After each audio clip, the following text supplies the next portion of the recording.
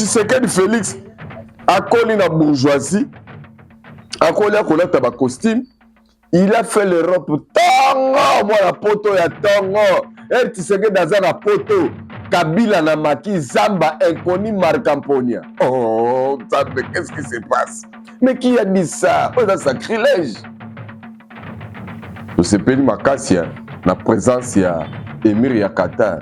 Autant on a Congo qui a visité musée. La musée qu'on a coutani na Nzanga Mobutu va présenter Makambo Mobutu. Eh ben non, Tshisekedi na Nzanga bolu ki la ba to moko ba tension. On dit que présence ya 21 milliards wana. Est-ce que nanga attention ça va? Et baraté pourquoi ba politicien baza ko sa bande ko na ebele ba congolais. Baza ko amadoué bango pour faire comprendre vraiment bêtise na bozoba. Et le grave, les alliés qui ont ça va tout que nous avons la base à Bamaram Nabino c'est Chilombo.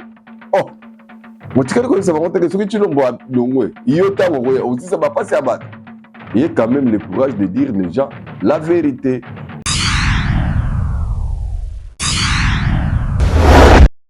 American Dream. Dispensation chaîne Investment Group.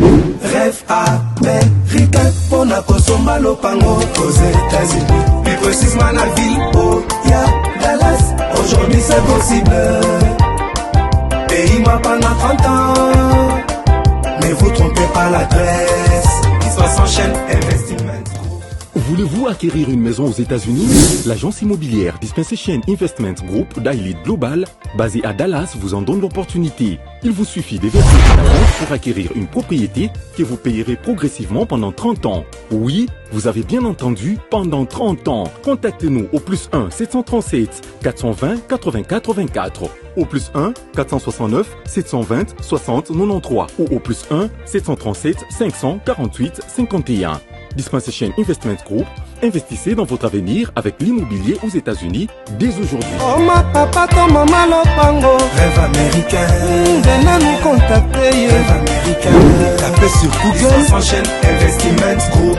Na moke na komi baye. Lopango elenge.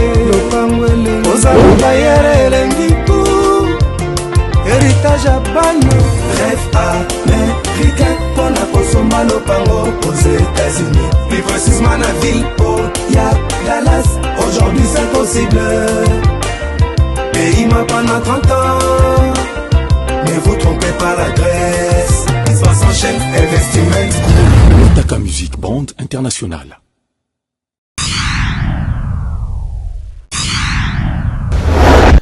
Mbote ba Congolais à bonne qualité, bon dimanche, place Bozali parce que l'euro est iningai ne ben abino ba Congolais à bonne qualité. Bozan na eloko moko bozan nango ezali en commun, ezali d'abord bolingo ya Congo na ya ba Congolais puisque on ezali kambo ezali motu ya pona biso nyonso. Andeori ya wana nangana yo, soki to na biso na bolingo ya Congo te, na ya ba Congolais te. Soki leo ni nango esanisanga na yo. Yaka yo kana nini? Po yo kabona na déjà Congo, yo zanu mtu ba Congo, yo zanu mtu bandundu. Nous allons à Kasai, nous allons à Équateur, nous allons à province orientale, nous allons à Gakivu, nous allons à Grand Katanga. Au Kabula, nous Congo, comme il y a Swahili, Badouba, Bangala, Congo, te, moi la maman. Congo est à Bongote. Congo est à l'île Kololobo, Kotoza, et Longo, Toza, les Sanga, on a monnaie avec Nzambe, Tokolunga. Yo, nous avons Sanga, nous avons total la match, yo, bagina ni Muluba, nani mu Congo, nani mu Swahili, nani Mungala, nani diaspora, nani mona poto, nani azagi danger. Tout qui inhibe surtout autour il y a léopard et bon mon qui résultat puisque tant boza ini l'union fait la force mais ne baraté pourquoi ba politicien baza ko sa bande ko na ebele ba congolais baza ko amadoué bango pour faire comprendre vraiment bêtise na bozoba et le grave les alliés qui ko ça ba to que mutoza la base à Bamaram Nabino nyonso c'est Chilombo. Oh, moi tu connais ça va monter que ce que Chilombo a donné. Iota aussi ça va passer à battre. Il y a quand même le courage de dire les gens la vérité. Lélo on a la révélation. Zala crochet, yebisa baninga, boko tatindika Saint Thomas au Panzanteke. Merci d'abord ma Junior Kapaya. Bon dimanche à toi. Merci na refait qui sombe ba refait. Bon dimanche à toi. Le Paul Sapo Congolais de bonne qualité, ingénieur Ben. Bon dimanche à vous. Nicolette et moi, c'est à Pembe le parfait de bon honneur. Zenga à Saint-Thomas. Bon dimanche à toi. Toujours. Venanga Tumbakolesha ya Mama Laurence, IDPS, liste congrès bimina ibisibino ke ezai akobeba liste ya ba to ba siéger la commission pour na ko préparer congrès liste bimi Tumbakolesha. Jacques Abongo. Hey. Papa Maurice Toko depuis États-Unis, liste ebimi. Est-ce que bazui ba ta diaspora? Edinga du Kalubi, président Chimichimba Shikito Mushashino. Pour profiter dans un moment où il faut se péler là-bas, il faut coller là-bas, il faut coller là. Te présenter ma condoléance Nabiso, na secrétaire général, président intérimaire, IDPS, honorable Augustin Kabouya, Oyo, Abungisaki grand frère Naye, vraiment courage, et puis sagesse d'intelligence, et Kamba, parce que vous avez la responsabilité familiale, politique. Donc, pour la minute, niveau visé, surtout de frustré. Ah, mais ce qui est bon, c'est ça. Donc, Maman Yohan, merci de nous en adapter depuis Bruxelles. Yo, écoute, donc, il y a tout présenté. Jean-Thomas Razade, de la casa dit, on est là-dedans. Tozali. Donc, vous bangate, Tozali ensemble. Mais l'autre, on solo la peine, moi, mingi. Pour moi, solo, on solo les ébélés, on solo la solo, il y a IDPS, on solo la solo. Il y a 21 milliards, il y a investissement, il y a Qatarien. Et Pessi Bilobi, chez Pessi Bilobi. Mais là, on a s'appelé, dans l'internet, on va interpréter les deux événements. Présence, il y a, Emir, il y a Qatar, na Kigali, et puis présence, na Congo, Batuba, spéculer, ndenge balingi. Mais côté, moi, on tout sous, ah, mais il y a l'ali na Rwanda, atikeli ba Rwanda 2 milliards. Mais à la Congo, atikeli na Congo 21 milliards de dollars pour la première fois. Je dis bon on est après ça l'année après ça makambo. Mais et donc c'est peli singa ils ali ba image na roche la bino kala mingi teta to kolanda makambo Qatar. Respect on a monaki na complicité na concordance il y a les deux personnalités parce que faut que ça bino ba bande ko na biso ba congolais que biso na Congo, depuis un certain temps, nous avons appris l'habitude, il y a sous-estimé le président na biso suite à les réseaux sociaux, suite à les politiciens à mauvaise qualité, il y a diaboliser le président. Depuis président à pouvoir, on l'a passé pour quelqu'un qui ne connaît rien à Tangatane, Loroté. Quand il est grave, Bakendara Bazo comparé président na biso na Kabila pour l'exception que Kabila est un grand président. Kabila lobaka lobela wapi bandeko. Oh, n'importe quoi. Alors, il y a grave, na monaki vidéo pende bimi, Maman Olive Lembe azolo baboye. Que mon bali ne Kabila grâce na inde batu mususu na vie na bango bakana kate bakolata ka veste, balati veste. Donc, Maman Olive azaki konsa la lision que Félix Tshisekedi so alati ba costume lelo. Eza pour la grâce à Joseph Kabila.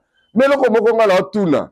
Maman Olive Lembe, nae bagate, bino bato bokota basolo ya FDL, RCD Goma, FCC, CNDP, AFC, Sovo la RDC, nae bagate, bozaka na ba virus biloko mingi elongwaka bino na mutu bendenge nini. Parce que, comment robetela bato basolo salita ndengwana? Njoko na yo boye baka no histoire ya Congo te. Papa ya Félix azalaki dignitaire ya régime. Papa ya ba Félix abandi ko travailler kaka na gouvernement Mobutu te.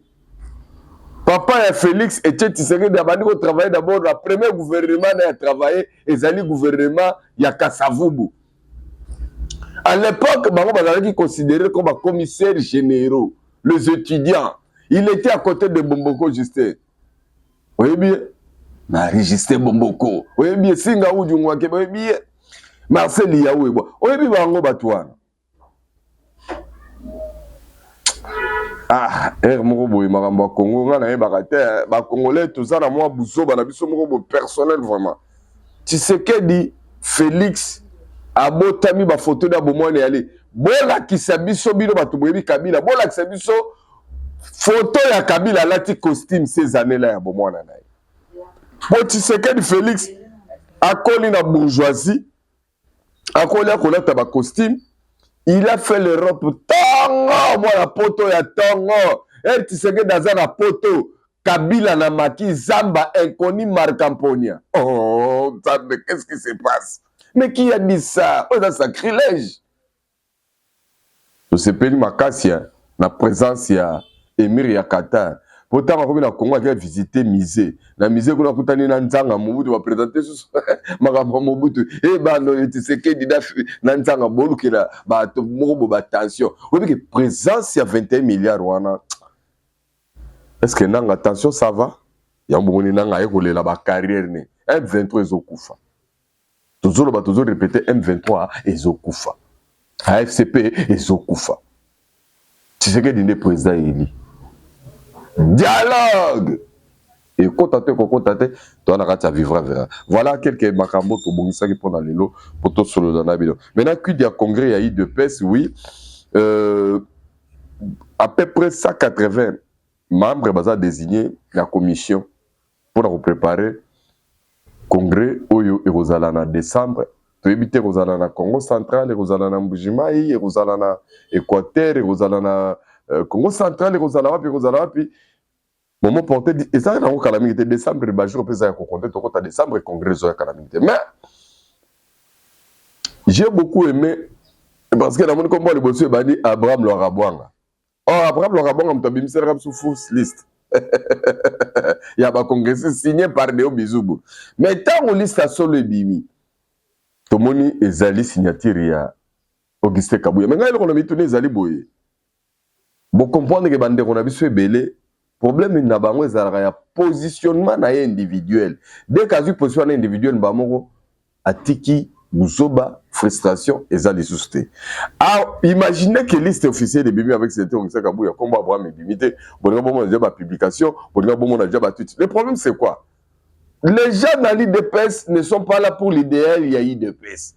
Bah tu vas pour la positionnement na bango personnel, c'est de cela que ceux qui vont congrès, ceux qui toquent congrès, ceux qui ont congrès, ce sont des choses qu'on doit changer rapidement et surtout côté statique. Et ça est très important.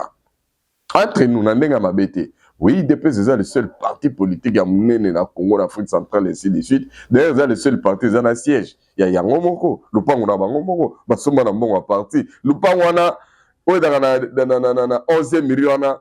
Na beaucoup lango na kombo ete Tshisekedi. Moi encore ba na Tshisekedi. On a Tshisekedi assombé la peuple congolais bata ba membre IDPS. Mais bon moni côté tout ce qui ta on moni ba comparer tout ça pour ça la rango na sa sentiment na se ba yimere pola. PPRD ba yebisa bino PPRD ba keli yango na pouvoir.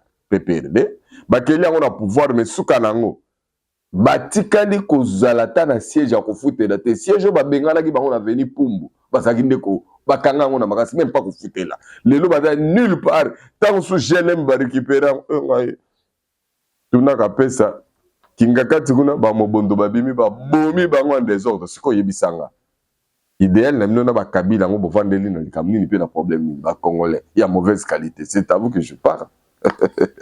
Alors Junior Kapaya tatolo babotela kamso bilili illustratif total la partie des PES de la vitalité démocratique babuyona kaba. Oui, Tolanda. Ok, merci Nengo Tchelibiso Bilili Tolanda. Même ta Bilili, mais Belo Nazotang, il y a juste un combo. Il y a 7 personnalités au Bazali nommé où il y a dirigé coordination, il y a commission préparatoire, il y a congrès, il y a IDPS. Alors, premier coordonnateur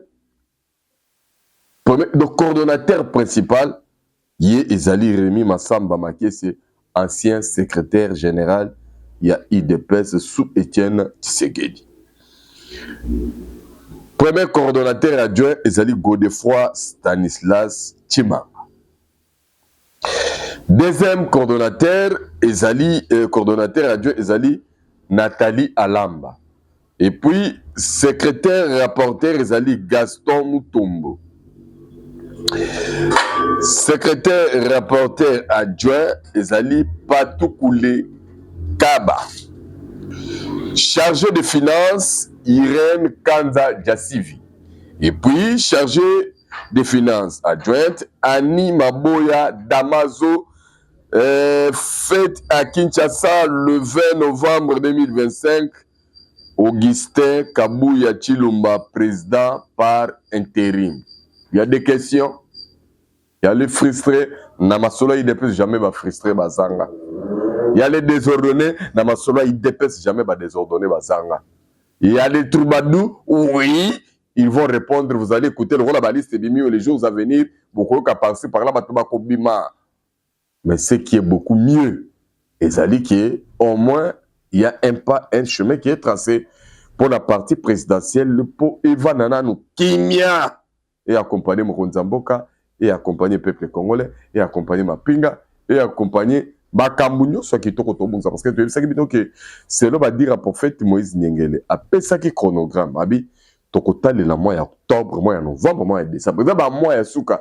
Makambuni ni bomoni banda na bandi ko soki na yeka na vidéo na tanga na vidéo que ba pesa biso chrono mois d'octobre, mois de novembre, mois de décembre par rapport à Nzambe. Bino bomona makamuni nele kana mboka. Oto mona ba ngombia ba léopard.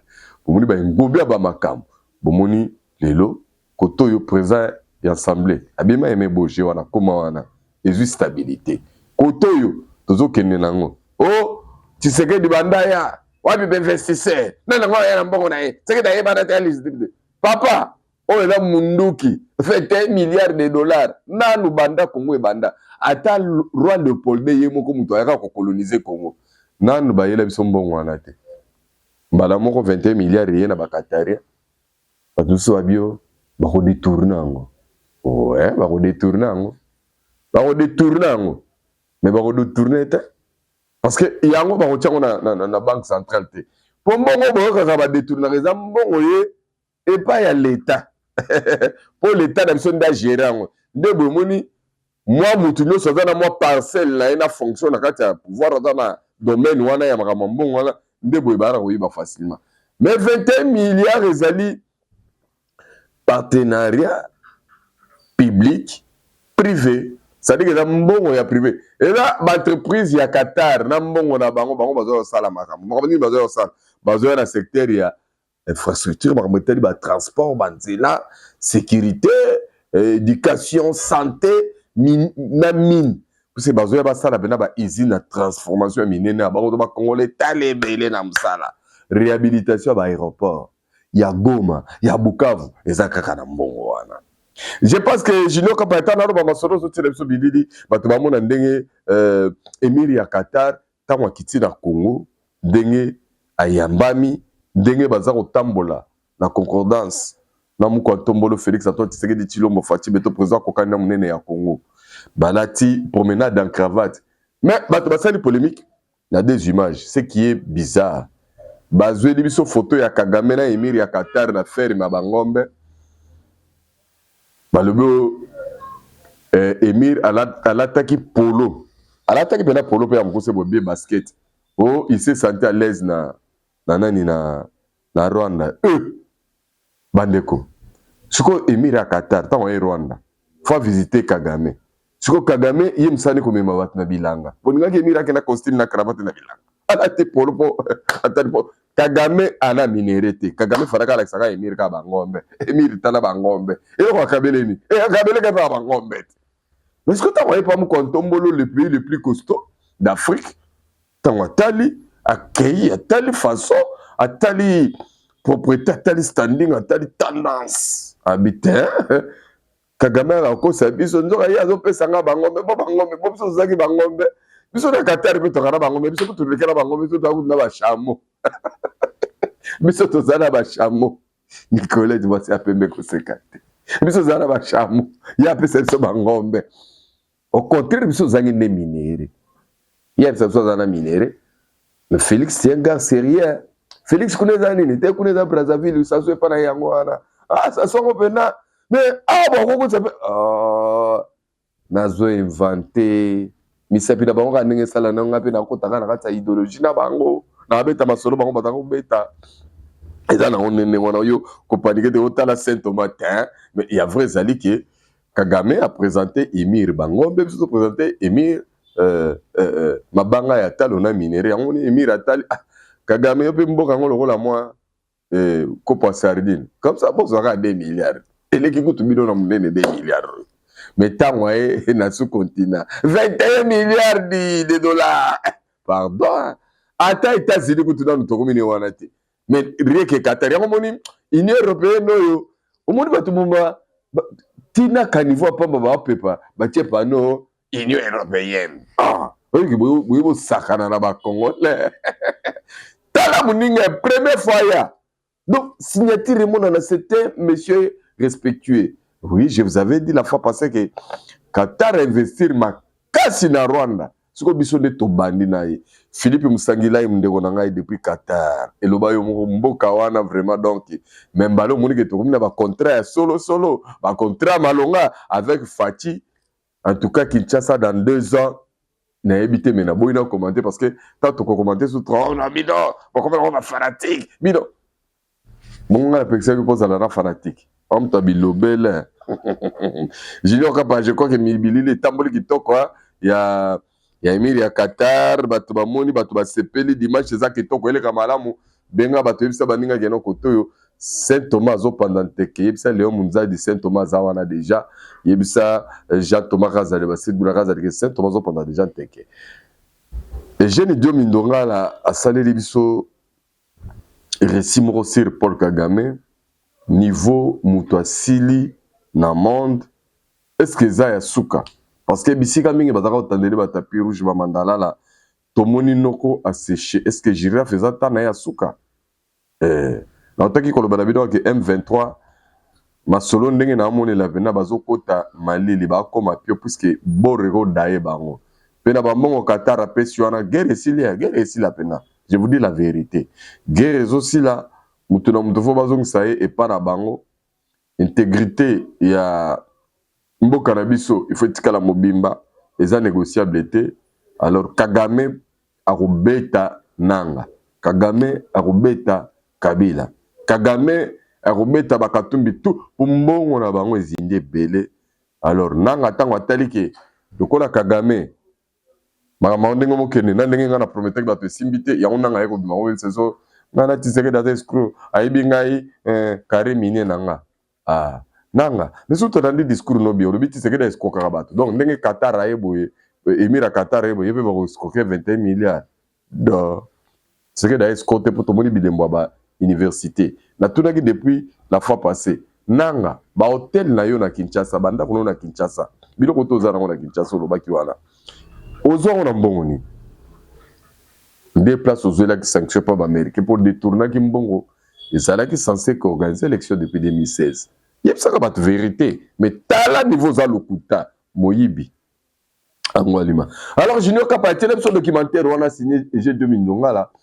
Mais voilà, ça a domité. Mais je crois que tu as financé, on peut pas transférer, mais maintenant, tu vas étudier Kagame. Bobe na bakiti bo vana. Na zone ngata on a tiré la bilo bililio.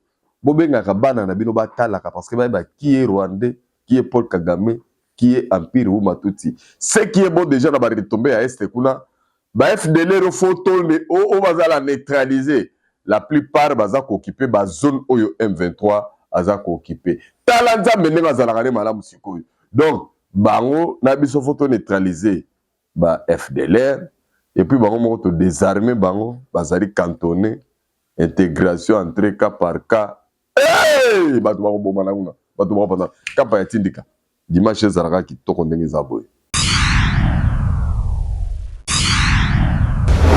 Kagame, l'icône brisée, autopsie d'un article iconoclaste de The Economist sur le dictateur. En juin 2025, The Economist a publié un uppercut éditorial « Africa's Most Admired Dictator Rolls the Dice ». Le dictateur le plus admiré d'Afrique risque gros, et comme sous-titre, « L'intervention de Kagame au Congo menace son héritage au pays ». En une seule formule, le magazine enterre 30 ans de storytelling occidental sur Paul Kagame. Le héros Tutsi qui arrêta le génocide en 1994 n'est plus qu'un dictateur. Et le verdict est sans appel. L'homme qui fit de Kigali la vitrine clinquante de l'Afrique post-coloniale est en train de tout gâcher en jouant sa survie politique sur le chaos congolais. Les dérives exposées sans anesthésie. L'article démonte méthodiquement le mythe en 4 coups de scalpel. 1. La machine a tué l'opposition. Le texte aligne les cadavres et les vies brisées comme on égrène un rosaire macabre. Patrick Karegeya, étranglé dans une chambre d'hôtel sud-africaine, tentative d'assassinat sur une journaliste en Tanzanie, enlèvement de Paul Rusesabagina, le vrai protagoniste de Hôtel Rwanda, Condamnés à 25 ans avant d'être graciés sous pression américaine, Victoire Ingabire et Diane Rwigara réduites au silence ou emprisonnées. Le message est clair. Critiquer Kagame, c'est signer son arrêt de mort, ici ou à l'étranger. 3. Le pari congolais. Une guerre pour un mandat de plus. Le cœur de l'accusation est là. Kagame est soupçonné d'avoir envoyé des milliers de soldats et soutenu les rebelles M23 pour prendre Goma, Bukavu et mettre la main sur les minerais de l'Est du Congo. Officiellement, c'est pour neutraliser les milices Hutus génocidaires. En réalité, l'article le dit sans détour. C'est une diversion désespérée. À 67 ans, confronté à une dette explosive, 80% du PIB, un chômage des jeunes endémiques et l'échéance fatidique de 2029, fin de son dernier mandat constitutionnel, il ravive la menace extérieure pour se poser en protecteur éternel et justifier un nouveau tour de vis, voire un référendum pour s'incruster ad vitam. 4. Le monde qui ouvre enfin les yeux. Le plus violent, c'est la chute. L'Occident, qui a longtemps fermé les yeux, il fait du bon boulot avec notre argent, commence à sanctionner. Les USA gèlent des aides, l'UE suit, la Chine observe en silence. Kagame n'est plus intouchable. Le titre français de l'article de The Economist, circulant sur les réseaux, dictateur Paul Kagame, n'est même pas une exagération. C'est la conclusion logique d'un article qui démonte, point par point, la fable du bon dictateur développementaliste. Le verdict. En une page et demie, The Economist achève la mue. Kagame n'est plus le sauveur malgré ses défauts.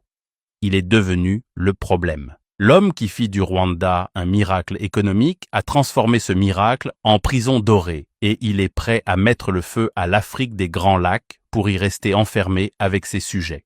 Le message final est glaçant. Après avoir vaincu le génocide, Paul Kagame risque de passer à l'histoire comme celui qui, pour ne pas quitter le pouvoir, a choisi d'en devenir un nouveau bourreau, plus discret, plus élégant que Idi Amin ou Bokassa, mais tout aussi mortel et liberticide. Eugène Diomi Ndongala, Démocratie chrétienne.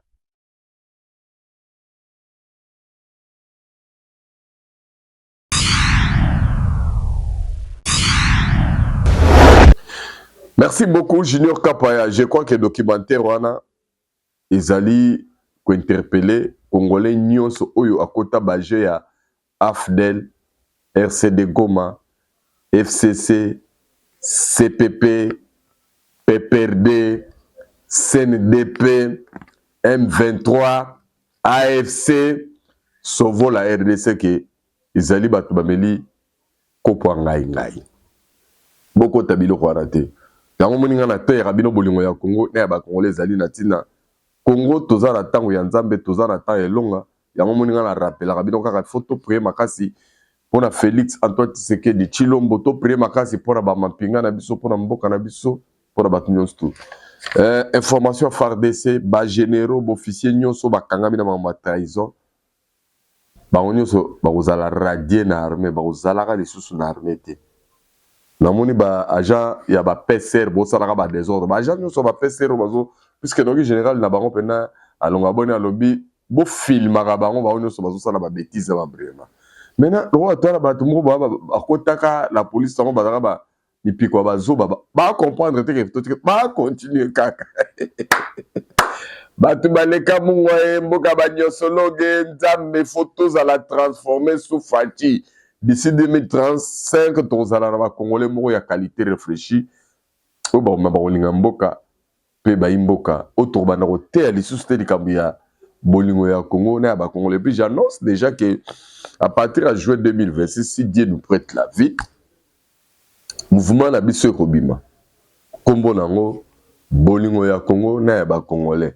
Parce qu'il faut toter arabe balinga mboka pe balingana. Alors d'ici juin 2026 ba oba ozala fidèle ba ozala na biso to benga bino parce que mouvement là tant to sala mouvement ya bolingo ya Congo na ba Congolais d'ici juin 2026 puisque vous avez la période de sortie officielle on est toujours préparé pour to le 17 juin pour concorder l'anniversaire il y a le parfait de mon ordre Raymond Amiebi donc ezala mkolana do bolingo ya Congo na ba Congolais on demande donc c'est quoi kozala bongo mais to kopona et kozala na bato tendance nyonso kozala il suffit ozalaka congolais il y a bonne qualité de père et de mère et mpona moto catholique te moto église de réveil te moluba te mokongo te moswahili te mongala te ekopona moto ya opposition te moto ya majorité te parce que bato wana nyonso na otanga bakatégorie wana nyonso bango nde baformaka Congo bango nde fo tokóma na bolingo ya Congo na ya bacongolais alors yango wana mouvement na biso tokolansa yango année prochaine et là on va entrer dans le terrain politique parce que tu comprendre que politicien à Congo azana souci à Congo na ba congolais te politicien à Congo ti bomoni ba ganga ba dialogue consort ezali poye aya kozwa poste to solo lango très prochainement na occasion mususu na remercier bino ndenge bozaki belé dimanche kitoko na ici na bi ke bouti ba église bouti ba makamsko bo vandi boza kolanda mais quand même le faut bokende ba kop bakayu ya moni bona zobino tamingi zate merci na Junior Kapaya merci na Rife Kisome merci na Nicolette moi c'est PMB parfait de bonne odeur merci na Venera Tumbakole chez maman Laurence grande sœur propre Aninga Lula depuis Canada Léon Mzadi Jatoma Kazade Basedou la Kazadi maman Yohan depuis Bruxelles batunyo so balandi biso yokutuka atango talanga ko Congolais bonne qualité on va essayer d'abosana ki moto za yo donc voilà kola batela bino batela pe mabota na bino bye bye.